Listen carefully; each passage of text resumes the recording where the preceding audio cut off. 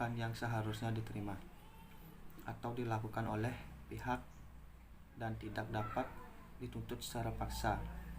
Pengertian hak dan kewajiban ialah memiliki keluasan kepada individu dalam melaksanakannya.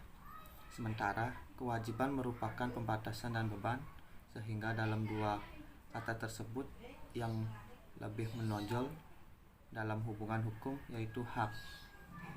Contoh dari hak warga negara ialah berhak memperoleh pendidikan dan pengajaran yang layak. Sedangkan kewajiban dari warga negara adalah membayar pajak dan retribusi yang telah ditetapkan oleh pemerintah. Intinya, pengertian hak merupakan menerima suatu yang memang semestinya diterima. Oleh sebab itu, sebagai warga negara, hak kewajiban harus dikeseimbangan. Dan terus, azas kewarganegaraan Indonesia adalah sebuah negara besar yang memiliki banyak penduduk yang dibedakan dari azas kewarganegaraan. Azas kewarganegaraan adalah azas pemikiran dalam menentukan masuk atau tidak seseorang di dalam warga negara dalam suatu wilayah negara tertentu. Umumnya, asas kewarganegaraan dibedakan menjadi dua, yaitu yang pertama, asas ius sanguinis atau asas keturunan. Maksud dari asas ius sanguinis adalah kewarganegaraan seseorang ditentukan dari keturunan orang yang bersangkutan. Misalnya saja, ada seseorang anak yang dilahirkan di Malaysia, tapi orang tuanya berkebangsaan Indonesia, maka anak itu adalah orang Indonesia. Anak selalu mengikuti kewarganegaraan orang tua. Dan yang kedua, asas soli atau asas kedaerahan. Maksud dari asas kedaerahan ini adalah kewarganegaraan seseorang ditentukan di tempat dia lahir. Misalnya, ada seorang anak yang lahir di negara Malaysia, walaupun orang tuanya berkebangsaan Indonesia, anak itu akan tetap memiliki kebangsaan Malaysia. Bisa disimpulkan kalau menurut asas ini, tempat kelahiran sang anak akan menentukan kebangsaan anak tersebut. Om Swastiastu. Perkenalkan, nama saya Luhayu Aprianti. Saya dari kelompok 4. Di sini saya akan memaparkan materi mengenai unsur-unsur penentu kewarganegaraan dan masalah status kewarganegaraan. Baik, langsung saja saya akan memulai dari unsur-unsur penentu kewarganegaraan. Dalam menentukan kewarganegaraan, setiap negara memberlakukan aturan yang berbeda-beda. Namun, secara umum terdapat 3 unsur yang seringkali digunakan oleh negara-negara di dunia. Antara lain, yang pertama ada unsur darah keturunan atau ius sanguinis, kewarganegaraan dari orang tua yang menurunkannya menentukan kewarganegaraan seseorang. Prinsip ini berlaku di Inggris, Amerika, Jepang, dan di Indonesia. Yang kedua ada unsur daerah tempat kelahiran atau ius soli. Secara harfiah, ius soli berarti hak untuk wilayah. Dalam konteks kewarganegaraan, hal ini berarti kewarganegaraan seseorang ditentukan berdasarkan tempat atau wilayah orang tersebut. Jadi, apapun warga negara orang tua seorang anak, apabila anak tersebut dilahirkan di negara yang mengandung unsur ius soli, anak tersebut akan mendapat kewarganegaraan berdasarkan tempat kelahiran. Yang ketiga ada unsur kewarganegaraan atau unsur naturalisasi. Naturalisasi atau kewarganegaraan adalah cara untuk mendapat kewarganegaraan Indonesia dengan mengajukan permohonan. Selain untuk warga negara asing, naturalisasi juga bisa diberlakukan untuk seseorang yang tidak mempunyai kewarganegaraan dan mempunyai kewarganegaraan ganda. Di Indonesia, kewarganegaraan Indonesia bisa diberikan kepada warga negara dengan status sebagai berikut. Yang pertama, anak WNI yang lahir di luar perkawinan yang sah dan belum berusia 18 tahun atau belum kawin diakui secara sah oleh ayahnya yang berkewarganegaraan asing. Yang kedua ada WNI belum berusia 5 tahun meskipun secara sah diakui sebagai anak WNA berdasarkan penetapan pengadilan tetap sebagai WNI. Yang ketiga ada perkawinan WNI dengan WNA baik sah maupun tidak sah tidak diakui oleh orang tuanya yang WNI atau perkawinan yang melahirkan anak di wilayah RI meskipun status kewarganegaraan orang tuanya tidak jelas berakibat anak berkewarganegaraan ganda hingga berusia 18 tahun atau sudah menikah.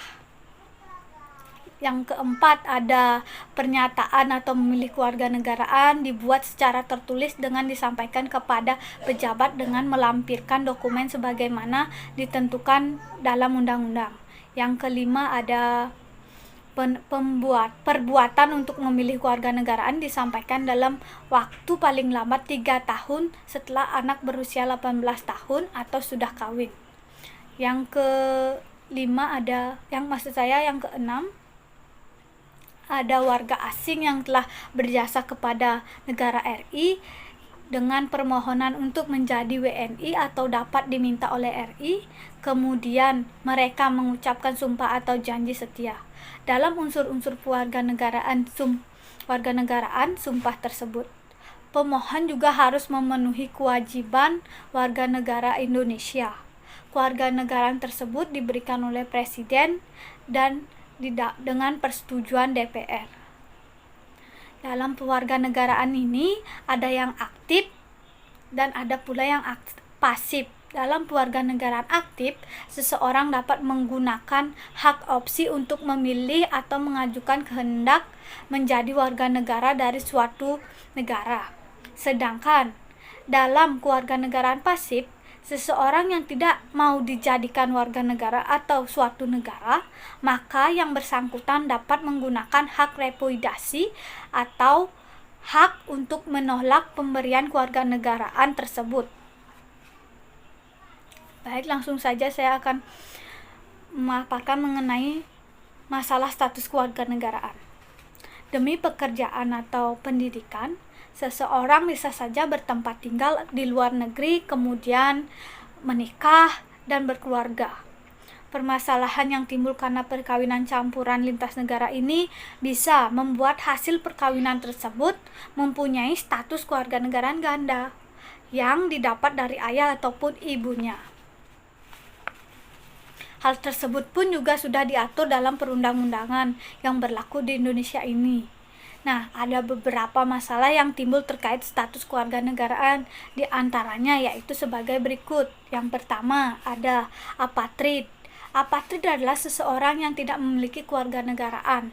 Hal ini bisa terjadi kepada orang tersebut yang lahir di negara memiliki asas berbeda. Contohnya saja, anak yang lahir di negara B dengan menganut asas ius sanguinis atau berdasarkan keturunan biologis, namun kedua orang tuanya bukan warga negara B, maka negara B tidak dapat memberikan kewarganegaraan. Yang kedua ada bipatrid. Bipatrid adalah kewarganegaraan yang memiliki kewarganegaraan ganda.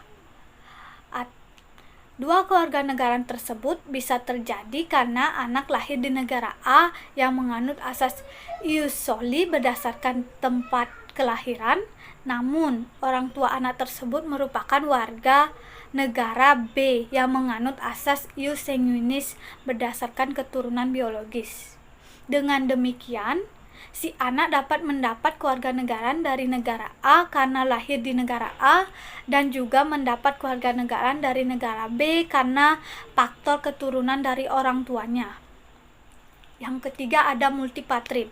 Multipatrid adalah orang yang memiliki 2 atau lebih kewarganegaraan.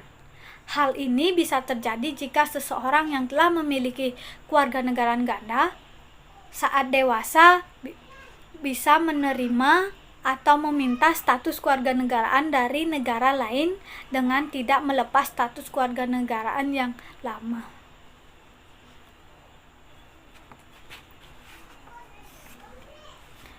Baik, itu saja pemaparan materi saya.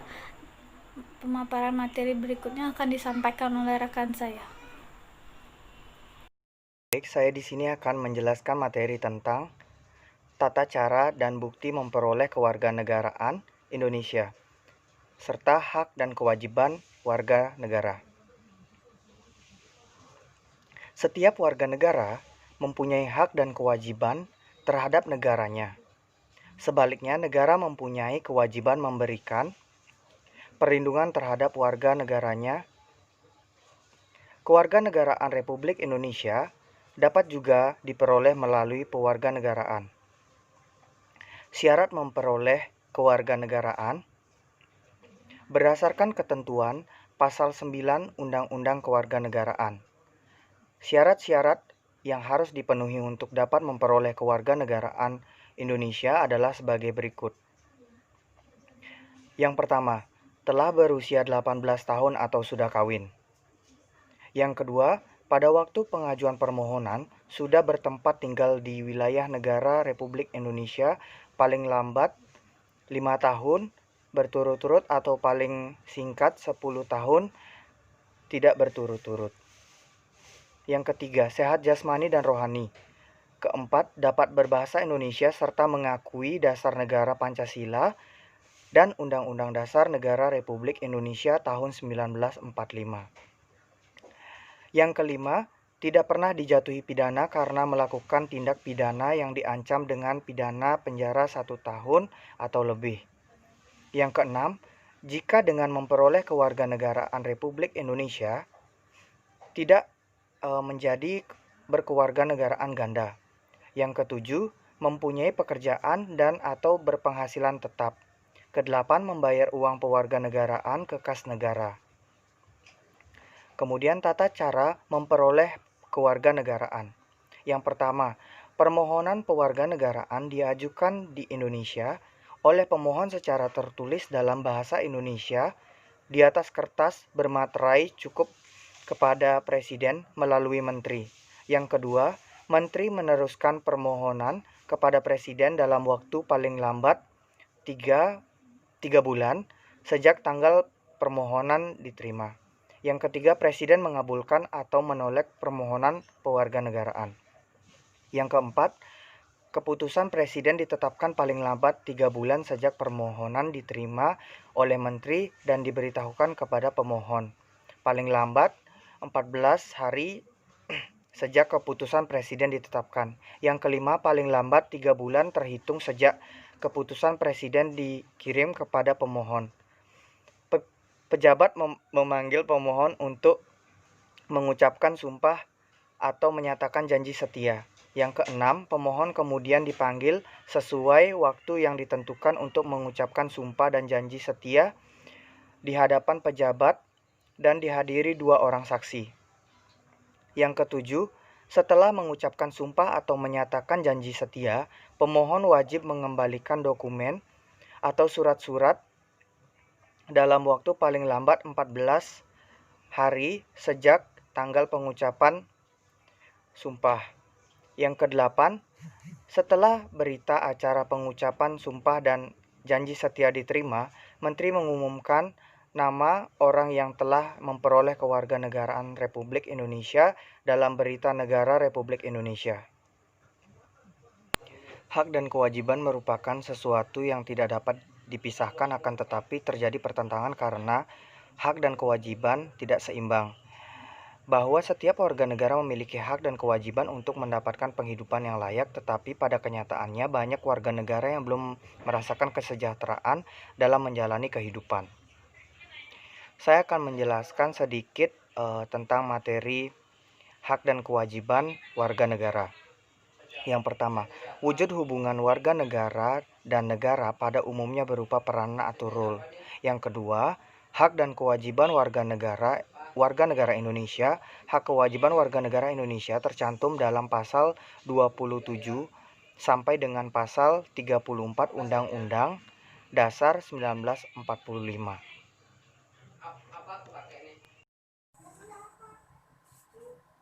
Baik, saya di sini akan menyebutkan tentang hak dan kewajiban negara.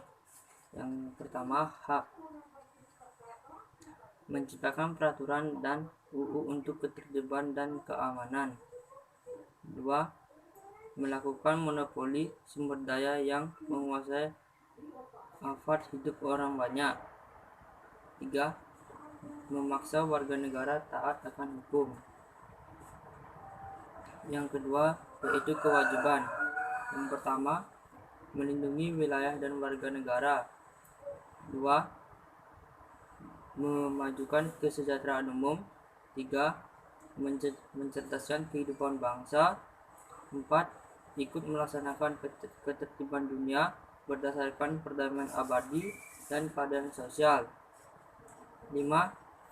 Menjamin kemerdekaan pemeluk agama. 6. Membiayai pendidikan dasar. 7. Menyelenggarakan sistem pendidikan nasional. 8. Memprioritaskan anggaran pendidikan minimal 20% dari anggaran belanja negara dan belanja daerah. 9. Memajukan pendidikan dan kebudayaan. 10.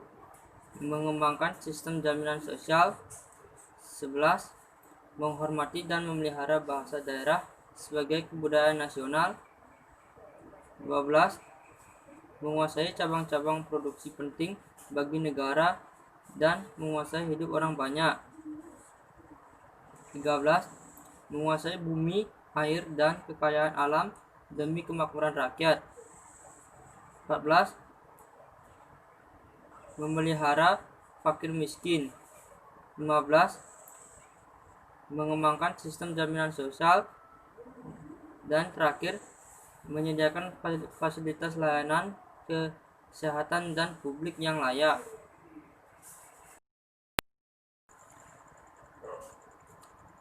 Baik, di sini saya akan menjelaskan materi selanjutnya, yaitu sebagai warga negara yang bertanggung jawab, maka tentu memiliki karakteristik yang positif terhadap negaranya.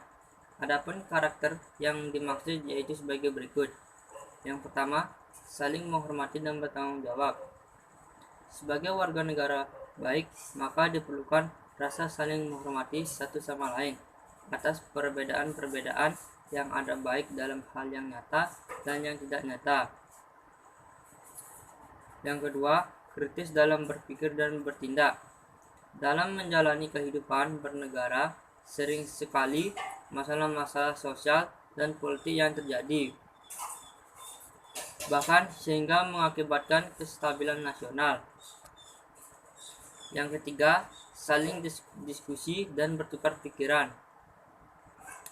Perbedaan pendapat dan pandangan serta perilaku merupakan realitas yang pasti terjadi di tengah komunitas warga negara.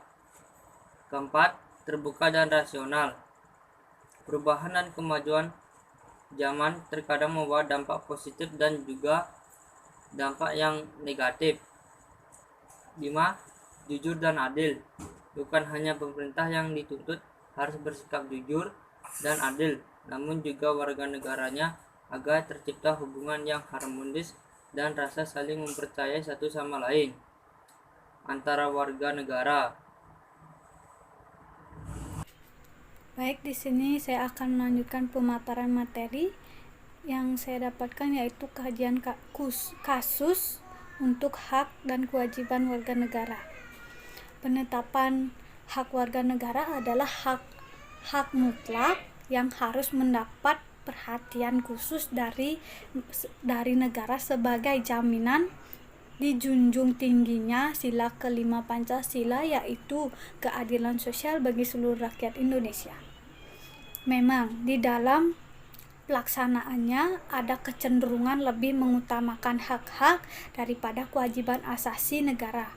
Ada kecenderungan menuntut hak-hak yang berlebihan sehingga merugikan orang lain. Penuntutan hak-hak yang berlebihan atau tanpa batas akan merugikan orang lain yang memiliki hak yang sama. Oleh sebab itu, pelaksanaan hak-hak warga negara perlu dibatasi, akan tetapi tidak menghilangkan atau menghapusnya. Yang pertama, ada penyebab terjadinya pelanggaran hak dan pengingkaran kewajiban. Pelanggaran hak warga negara terjadi ketika negara yang tidak menikmati atau memperoleh haknya sebagaimana yang ditetapkan oleh undang-undang. Pelanggaran hak warga negara merupakan akibat dari adanya kelalaian atau pengingkaran terhadap kewajiban baik yang dilakukan oleh pemerintah maupun warga negara sendiri. Nah, ada faktor-faktor yang dapat menyebabkan pengingkaran kewajiban warga negara, diantaranya yang pertama ada sikap egois atau terlalu mementingkan diri sendiri. Sikap ini disebabkan oleh seseorang yang selalu menuntut haknya, sementara kewajiban seringkali diabaikan. Yang kedua ada rendahnya kesadaran berbangsa dan bernegara. Hal ini akan menyebabkan pelaku pelanggaran tersebut berbuat seenaknya. Pelaku tidak mau tahu bahwa orang lain pun mempunyai hak yang harus dihormati. Yang ketiga ada sikap tidak toleran. Sikap ini akan menyebabkan munculnya saling tidak menghargai dan tidak menghormati atas kedudukan atau keberadaan orang lain. Sikap ini pada akhirnya akan mendorong orang untuk melakukan pelanggaran kepada orang lain. Yang keempat ada pelanggaran kekuasaan. Di dalam bermasyarakat terdapat banyak kekuasaan yang berlaku. Kekuasaan di sini tidak hanya menunjuk pada kekuasaan pemerintah, tetapi juga bentuk-bentuk kekuasaan lain yang terdapat di dalam masyarakat. Salah satu contohnya adalah kekuasaan di dalam perusahaan. Para pengusaha yang tidak memperdulikan hak-hak buruhnya jelas melanggar hak warga negara. Yang kelima ada ketidaktegasan aparat tentang hukuman. Aparat penegak hukum yang tidak bertindak tegas terhadap setiap pelanggaran hak dan pengingkaran kewajiban warga negara tentu saja akan mendorong timbulnya pelanggaran lainnya. Penyelesaian kasus pelanggaran yang tidak tuntas akan menjadi pemicu bagi munculnya kasus-kasus lain. Aparat penegak hukum yang bertindak sewenang-wenang juga merupakan bentuk pelanggaran terhadap hak warga negara dan menjadi contoh yang tidak baik serta dapat mendorong timbulnya pelanggaran yang dilakukan oleh masyarakat. Yang keenam ada penyalahgunaan teknologi. Kemajuan teknologi dapat memberikan pengaruh positif, tetapi bisa juga memberikan pengaruh negatif, bahkan dapat memicu timbulnya kejahatan. Anda tentunya pernah mendengar terjadinya kasus penculikan yang berawal dari pertemanan dalam jenjang sosial. Kasus tersebut menjadi bukti apabila kemajuan teknologi yang tidak dimanfaatkan untuk hal-hal yang sesuai aturan tentu saja akan menjadi penyebab timbulnya pelanggaran hak warga negara. Yang kedua ada kasus pelanggaran hak warga negara. Pada saat ini, kehidupan, kebebasan, kebahagiaan manusia seringkali diabaikan baik oleh manusia ataupun oleh oknum pemerintah.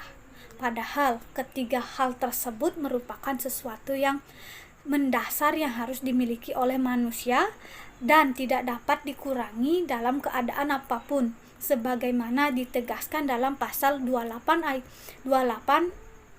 I ayat 1 Undang-Undang Dasar Negara Republik Indonesia tahun 1945 yang menyatakan bahwa hak untuk hidup, hak untuk tidak disiksa, hak untuk kemerdekaan, pikiran dan hati nurani, hak beragama, hak untuk tidak diperbudak, hak untuk diakui sebagai pribadi di hadapan hukum, dan hak untuk tidak dituntut atas dasar hukum yang berlaku surut adalah hak asasi manusia yang tidak dapat dikurangi dalam keadaan apapun. Selain mempunyai hak, setiap manusia mempunyai kewajiban. Kewajiban asasi manusia adalah menghormati, menjamin dan melindungi hak hidup, kebebasan dan kebahagiaan orang lain. Apabila hal tersebut tidak terwujud, maka akan terjadi pelanggaran HAM. Dengan demikian, secara sederhana bahwa pelanggaran hak asasi manusia itu adalah pelanggaran atau pelalaian terhadap kewajiban asasi yang dilakukan oleh seseorang atau sekelompok kepada orang lain. Terdapat berbagai macam bentuk pelanggaran menurut UU, yaitu yang pertama ada penangkapan dan penahanan seseorang demi menjaga stabilitas tanpa berdasarkan hukum. Yang kedua ada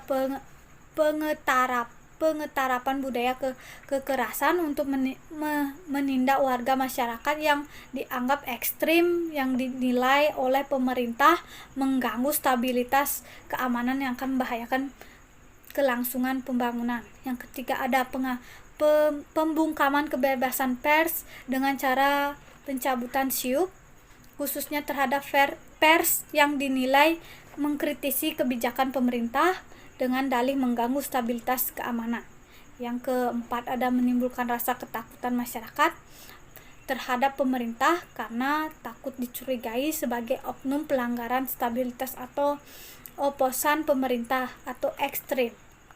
Hilangnya rasa aman demikian ini merupakan salah satu bentuk pelanggaran hak asasi warga negara. Nah, pelanggaran terhadap warga negara bisa kita lihat dari kondisi yang saat ini terjadi, misalnya proses penegakan hukum yang belum optimal dilakukan. Yang kedua, saat tingkat kemiskinan dan angka pengangguran di negara kita masih cukup tinggi. Yang ketiga ada makin merembaknya kasus pelanggaran hak asasi manusia seperti pembunuhan, pemerkosaan, kekerasan dalam rumah tangga dan sebagainya. Yang keempat masih terjadinya tindak kekerasan mengatasnamakan agama, misalnya penyerangan tempat peribadahan dan lain-lainnya. Yang kelima ada angka putus sekolah yang cukup tinggi mengindikasikan belum terlaksana secara sepenuhnya. Yang keenam ada pelanggaran hak cipta, misalnya peredaran PCD atau DVD bajakan, perilaku plagiat dalam pembuatan sebuah karya dan sebagaimana. Contoh-contoh yang diuraikan di atas membuktikan bahwa tidak terpenuhinya hak warga negara dikarenakan adanya kelalaian atau pengingkaran dalam penentuan kewajiban sebagaimana yang dipersyaratkan dalam UUD NKRI tahun 1945 dan ketentuan perundang-undangan lainnya. Selain adanya kasus pelanggaran hak warga negara, ada juga kasus pengingkaran kewajiban warga negara. Negara akan dapat berjalan dengan baik bila warganya mendukung. Ada beberapa hal yang merupakan kewajiban dari warga negara dan sebaliknya, ada juga beberapa hal yang menjadi kewajiban negara. Demikian pula dengan hak, ada beberapa hal yang hak warga negara dan ada juga beberapa hal yang mengenai hak negara. Dalam konstitusi negara, dalam hal ini UUD 1945 adalah UUD Konstitusi Republik Indonesia. Pelaksanaan hak dan kewajiban bila tidak seimbang, berimbang dan berat sebelah menimbulkan pertikaian, konflik, permusuhan dan kekerasan. Berikut ini adalah beberapa contoh pelanggaran pelaksanaan dan hak dan kewajiban negara terhadap hak-hak dasar negara. Pengingkaran kewajiban warga negara banyak sekali bentuknya, mulai dari yang sederhana sampai yang berat. Di antaranya adalah sebagai berikut. Yang pertama, membuang sampah sembarangan. Yang kedua, ada melanggar aturan lalu lintas. Yang ketiga, ada merusak fasilitas negara, misalnya mencoret-coret bangunan milik umum, merusak jaringan telepon dan sebagainya. Yang keempat, ada tidak membayar pajak kepada negara seperti pajak bumi, pajak bangunan, pajak kendaraan bermotor, retribusi parkir dan sebagainya. Yang kelima